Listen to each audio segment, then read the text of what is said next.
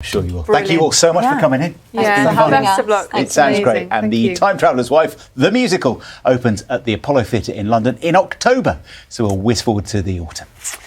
You're watching BBC Breakfast. It is right now 8:59.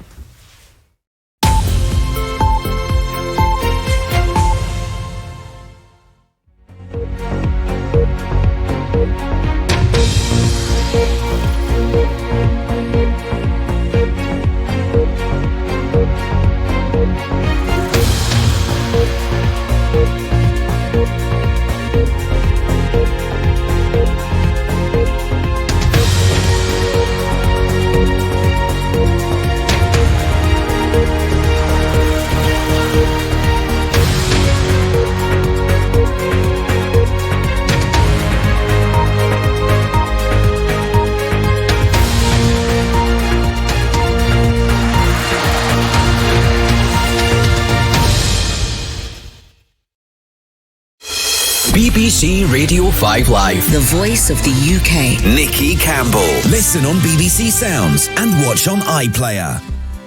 Good morning, welcome to the nation's phone-in. Evictions. Who is at fault? Landlords are going to be banned from evicting tenants with no justification as part of this long-promised overhaul of the private rental sector. This applies to England.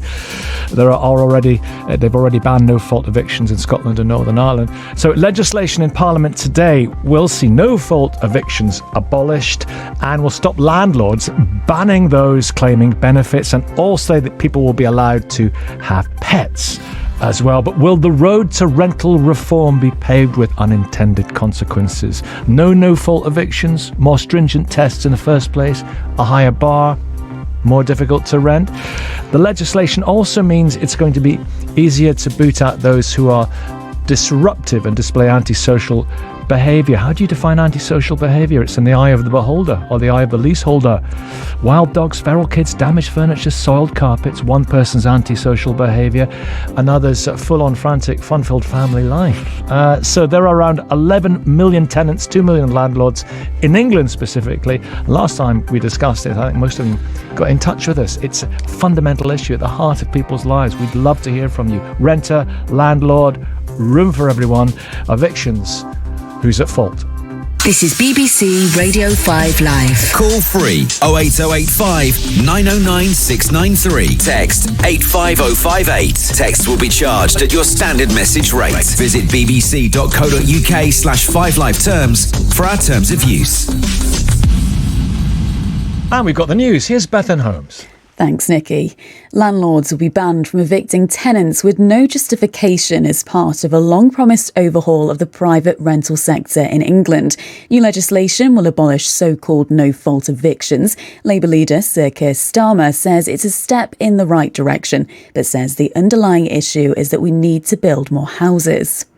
The Business Secretary, Kemi Badenoch, will meet the firm behind Vauxhall today after it urged the government to renegotiate part of the Brexit trade agreement. Stellantis has warned of significant job losses at its UK plants without a change to the deal because of import taxes. A government source says Ms Badenoch has already raised the issue in meetings with senior EU officials. The number of adults struggling to pay their bills and debts has soared to nearly 11 million. 3.1 million more people faced difficulties in January compared to May last year, according to the Financial Conduct Authority. And deep-sea mapping specialists have made a full-size 3D scan of the wreck of the Titanic. It's hoped that previously unseen details will be revealed and it will shed light on exactly how it sank. BBC Radio 5 Live. The voice of the UK. Listen on BBC Sounds and watch on iPlayer.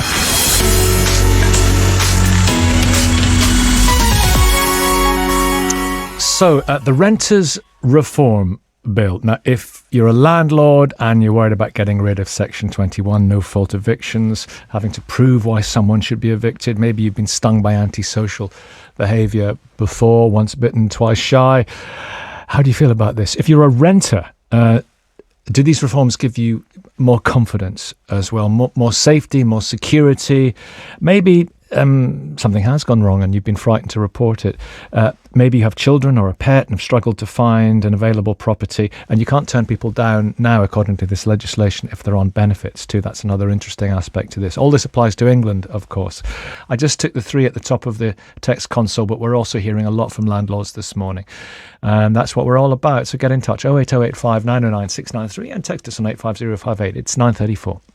BBC Radio 5 Live. The voice of the UK. Listen on BBC Sounds and watch on iPlayer.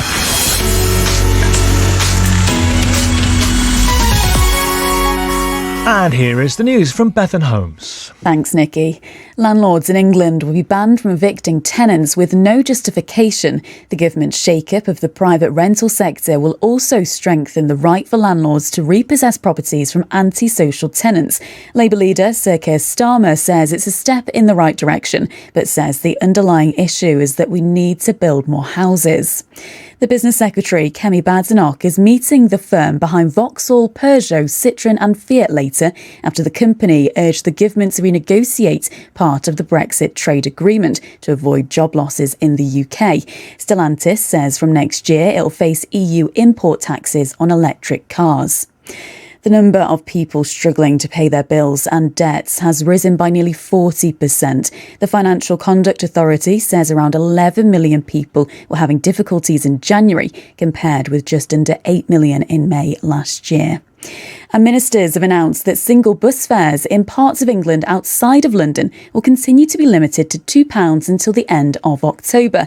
The cap was due to be lifted at the end of June. Those were the news headlines. Now with the sports, here's Katie Smith. Thank you. Good morning. Manchester City manager Pep Guardiola says his legacy is exceptional ahead of his side's huge Champions League semi-final second leg. It's against the 14-time champions Real Madrid. He added, "I've been here many times," which he can't argue against. He won the top European prize twice with Barcelona. He's taken City to the final as well. It's 1-1 after the first leg, and we'll bring you commentary on 5 Live later on this evening. Inter Milan are already through to the final, though, on June the 10th in Istanbul. They beat local rivals AC Milan 3-0 on aggregate. Elsewhere, Luton Town boss Rob Edwards says it's really special to secure a spot in the Championship playoff final in front of their home fans last night. They overturned Sunderland's first leg advantage to win 3-2 on aggregate and are now, of course, just a win away from a place back in the top flight for the first time since 1992. Tonight, Middlesbrough take on Coventry. And Geraint Thomas has a 2-second overall lead as he retained the leader's pink jersey at the Giro d'Italia. Denmark's Magnus Kort won stage 10 in a sprint finish. Say play BBC News to most smart speakers and you'll get the latest headlines and in-depth reports on international, national and local stories that matter to you. For your news, when you want it, just say play BBC News. BBC Radio 5 Live. The voice of the UK. Nicky Campbell. Listen on BBC Sounds and watch on iPlayer. We got MPs for you at 10 o'clock answering your questions, and you will be having Theresa Villiers, former Secretary of State for Northern Ireland, currently Conservative MP for Chipping Barnet.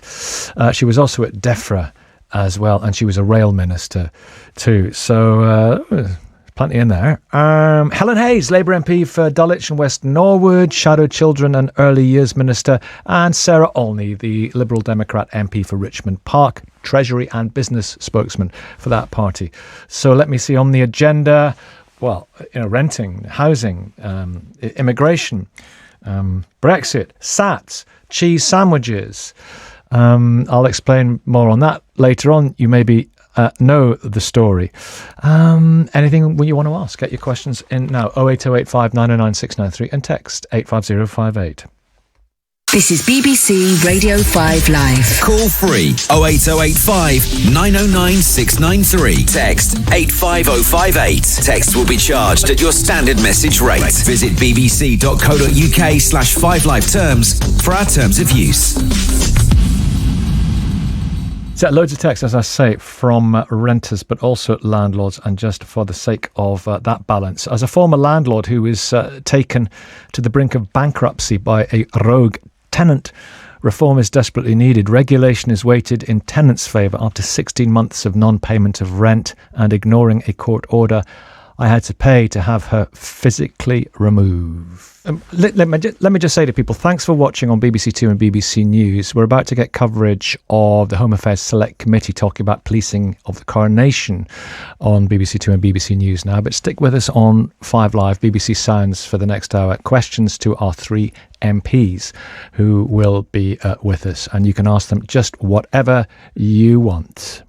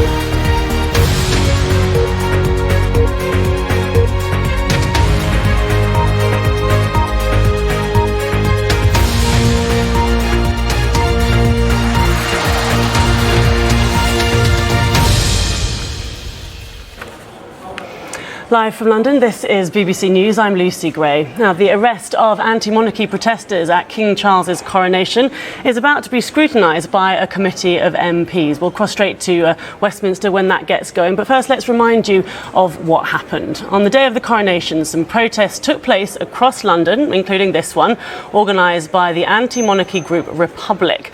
6 members of the group were arrested on suspicion of intending to lock on. That's when a person attaches themselves to an object.